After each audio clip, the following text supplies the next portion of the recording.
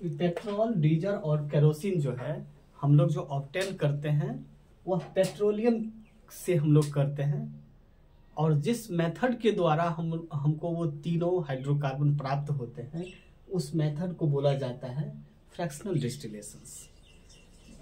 हम लोग इसके पहले प्यूरिफिकेशन ऑफ ऑर्गेनिक कंपाउंड्स में हम लोग पढ़े थे।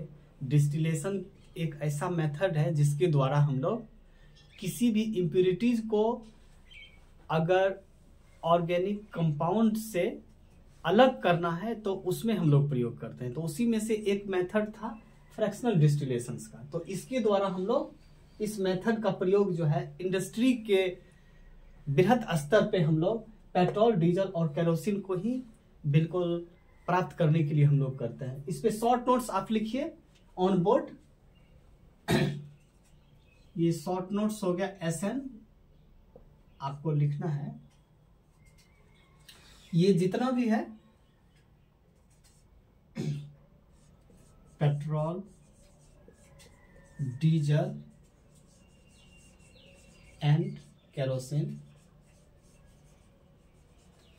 are obtained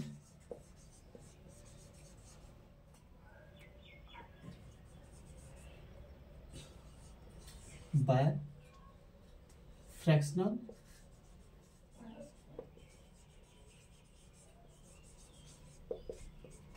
distillation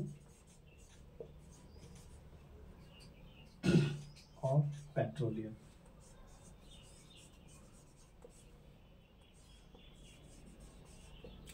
अगर MCQ में अगर आपको यही क्वेश्चन पूछे जाएंगे,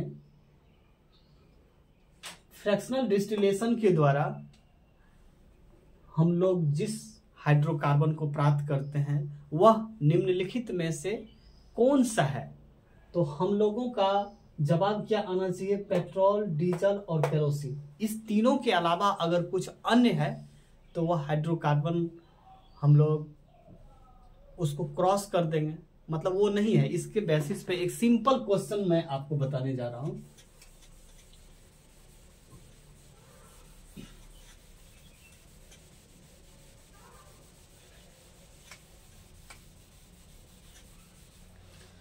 क्वेश्चन है hydrocarbon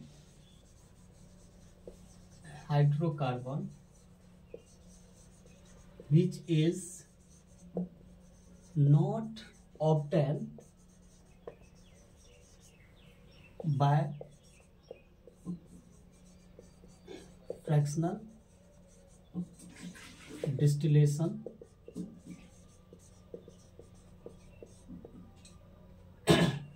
of petroleum।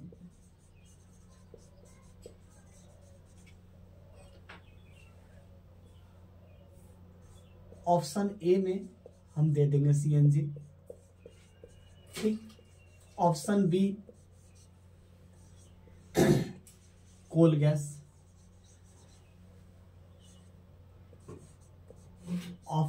Option C petrol, D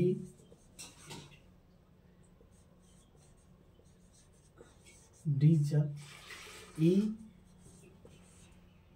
A and B. देखिए 5 ऑप्शंस है। ये क्वेश्चन आपको कह रहा है कि पेट्रोलियम के फ्रैक्शनल डिस्टिलेशन के द्वारा कौन से हाइड्रोकार्बन है जो प्राप्त हम लोग नहीं करते हैं। तो अभी हम लोगों ने पढ़ा है कि 3 ऐसे हाइड्रोकार्बन है जो पेट्रोलियम के फ्रैक्शनल डिस्टिलेशन के द्वारा प्राप्त होता है। तो इस 3 में से आपको 2 दिया हुआ है, और ये 2 CNG जो है और कोल गैस, ये दोनों को हम लोग फ्रैक्शनल डिस्टिलेशन के द्वारा प्राप्त नहीं करते हैं। तो इसका ऑप्शन का, इस क्वेश्चन का सही ऑप्शन जो आंसर है वो ई हो जाएगा। तो हम लोग क्या लिखेंगे? E is the right answer of this MCQ। इसके बाद हम लोग अनहाइड्रोकार्बन के बारे में भी पढ़ेंगे। अब सवाल आता है कि पेट्रोलियम के द्वारा हम लोग जब फ्रैक्शनल डिस्टिलेशन करेंगे तो वह 3 हाइड्रोकार्बन प्राप्त होगा, केरोसिन, डीजल और पेट्रोल। लेकिन अब क्वेश्चन पे क्वेश्चन अराइज होता है, जो शॉर्ट नोट्स लिखे हैं उसके बेसिस पे हम कह सकते हैं कि तीनों तो हम लोग प्राप्त कर लेते हैं, पेट्रोलियम के द्वारा। लेकिन पेट्रोलियम हम लोग कैसे प्राप्त करते हैं, पेट्रोलियम हम लोगों को कहां से प्राप्त होता है, तो आप लिखेंगे petroleum are found in the earth crust. Earth crust किसको बोलता है, अर्थ क्रस्ट मतलब हो गया कि धरती के गर्भ में, पृथ्वी के गर्भ से हम लोगों को पेट्रोलियम की प्राप्ति होती है। बस ये नेचर के द्वारा बनाया गया, बहुत सालों से जो पेड़ पौधे जमीन के अंदर दब जाते हैं वो काफी दिनों के बाद वो कन्वर्ट हो जाते हैं पेट्रोलियम में। ये आपके सिलेबस में नहीं है, बस इतना ही याद रखना है, petroleum are found in the earth crust. ठीक है, अब हम लोग सीएनजी के बारे में थोड़ा सा अध्ययन करेंगे।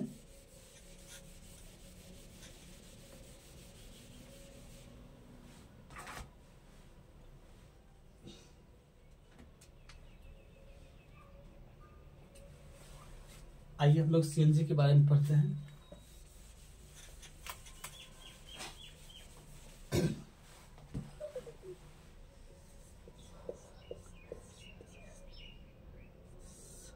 सीएनजी के बारे में हम लोग शॉर्टली बस इतना ही जानते हैं, यह भी एक नेचुरल गैस है। सीएनजी में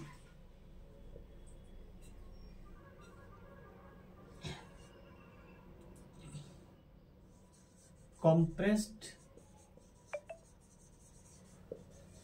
नेचुरल गैस।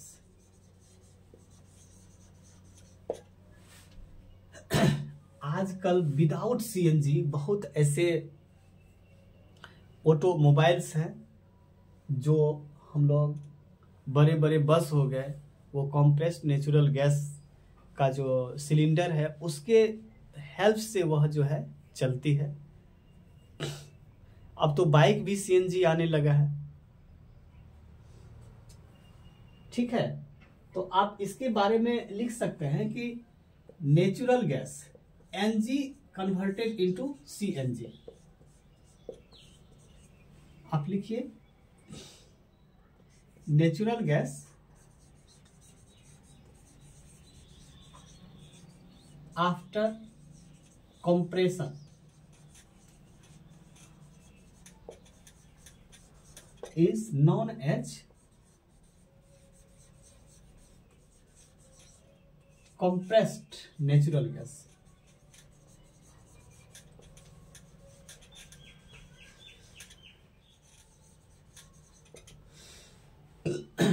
मतलब कॉम्प्रेस्ड नेचुरल गैस को जो है, कॉम्प्रेस्ड नेचुरल गैस को सीएनजी कह सकते हैं, या natural gas after compression is known as natural gas. अब सवाल आता है नेचुरल गैस कहां से प्राप्त होता है, हम लोगों को नेचुरल गैस को हम लोग कैसे प्राप्त करते हैं, इसके बारे में आप लोगों को अगर किसी को जानकारी है तो मुझे बता सकते हैं, और नहीं अगर है तो कोई दिक्कत नहीं है, मैं आपको उसके बारे में मैं बताता हूं।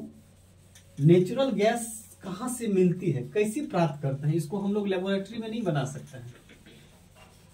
इन फ्यूचर अगर नेचुरल गैस को बनाया जाएगा तो फिर एक अलग मैटर है। इस दोनों के अलावा एक अलग से नेचुरल गैस का ही एक रूप है जिसको आजकल वह बहुत ही न्यूज में है, एलएनजी। लेकिन एलएनजी के पहले हम लोग सीएनजी के टॉपिक पे थे। नेचुरल गैस कहां से मिलता है, नेचुरल गैस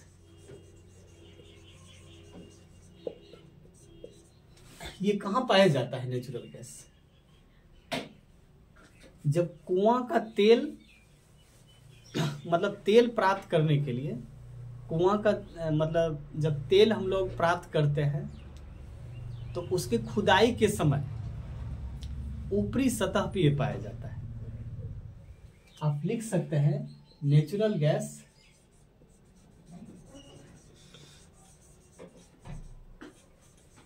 फाउंड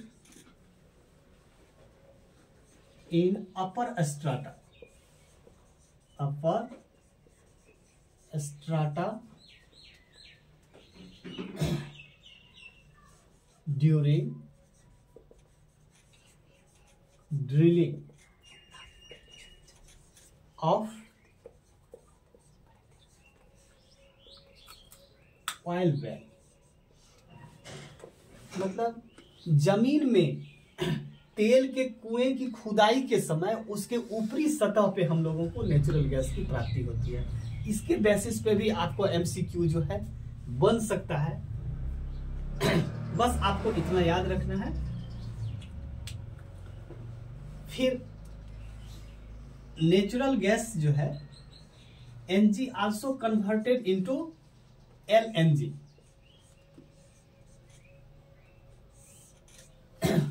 जिस तरह से आपको एलपीजी हो गया, लिक्विफाइड पेट्रोलियम गैस, ठीक उसी प्रकार से यह एक नया टर्म है। The term LNG is news. The term LNG is term but it is very popular in the news. यह टर्म जो है आजकल के समय बहुत ही पॉपुलर है। इसका भी प्रयोग हम लोग डोमेस्टिक फ्यूल्स के रूप में करते हैं। तो ये क्या हो गया, लिक्विफाइड नेचुरल गैस हो गया। This term is abbreviated of liquefied natural gas. ये क्या हो गया, लिक्विफाइड नेचुरल गैस।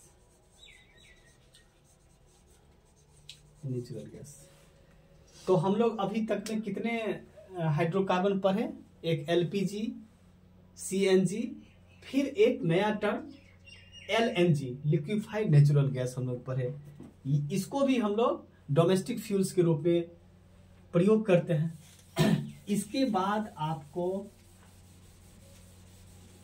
दो और ऐसे हाइड्रोकार्बन्स हैं, उसके बारे में हम लोग पढ़ेंगे।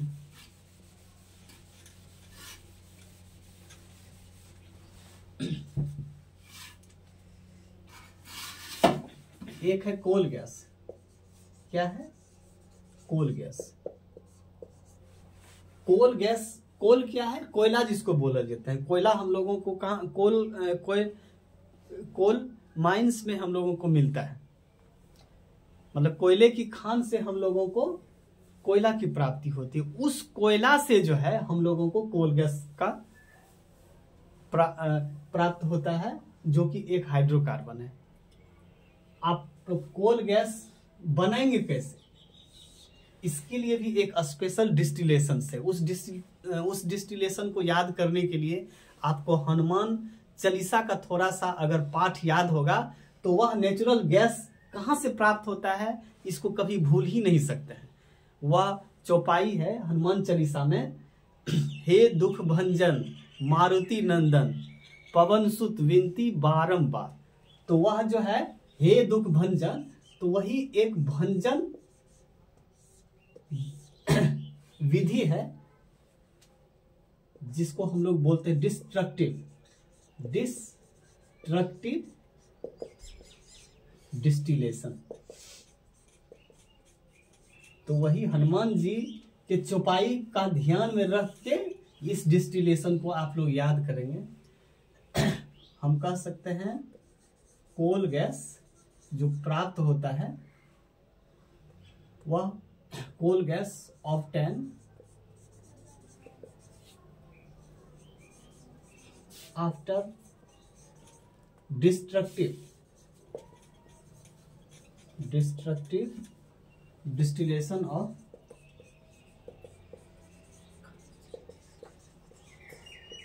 कोल। जब कोयला का डिस्ट्रक्टिव डिस्टिलेशन किया जाता है तो हमें कोल गैस प्राप्त होता है।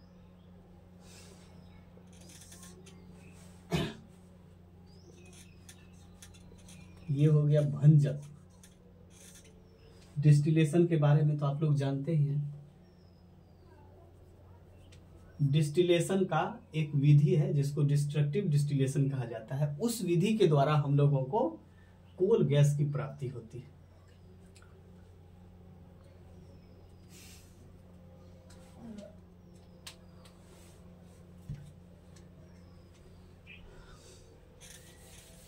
अब हम लोग नेक्स्ट टॉपिक,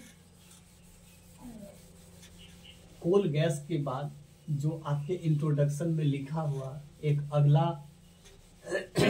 जो हाइड्रोकार्बन्स है, हम लोग उसके ओर चलेंगे।